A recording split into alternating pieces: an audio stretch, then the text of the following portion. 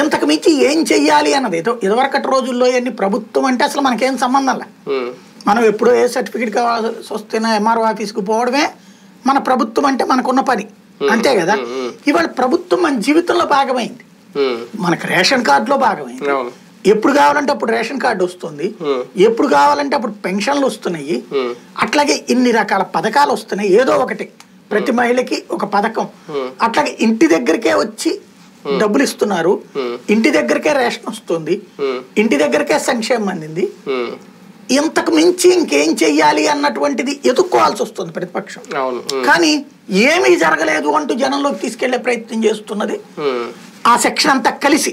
అదే రాజకీయం. దాని మూలంగానే ఇప్పుడు ఈ కొత్త మొఖాలు, కొత్త తతంగం. మామూలుగా ఏ పార్టీ అయినా ఒక 5 ఏళ్ళ అధికారంలో ఉన్నా లేదంటే 10 ఏళ్ళ అధికారంలో ఉన్నా పెరిగే కొద్దీ యాంటీ ఇన్కంబెన్సీ కూడా పెరుగుతుంది అనేది అదే మొన్న కేసీఆర్ గారు కొట్టిందండి. ఇక్కడ కూడా అది లేదని కాదు, కాకపోతే ప్రజలతో పాటు పార్టీలో ఉన్న నాయకుల్లో, ఎమ్మెల్యేల్లో, నేతల్లో కూడా అది పెరుగుతోందా? అందుకే ఈ అసంతృప్తిలో పెరగడం లేదంటే నిరసనలు పెరగడం రేపొద్దున అదే ఇబ్బంది అవుద్దా జగన్మోహన్ రెడ్డి గారికి? నేను చెప్పింది అదే. ఇప్పుడు మీడియా ప్రచారం వలన, విపక్షపు టాక్టిక్స్ వలన జరిగేది తప్పించి అంటే అది ప్రజల మీద పడవచ్చు ఎఫెక్ట్. అదే కదా, నాయకులు ఎందుకు పడుతుంది అంటున్నాను నేను. దాని ఇంపాక్టే కదా నాయకుల మీద. నాయకులు ఏమన్నా జనంలోంచి కాకపోతే ఆకాశంలోంచి ఊడిపడతారా?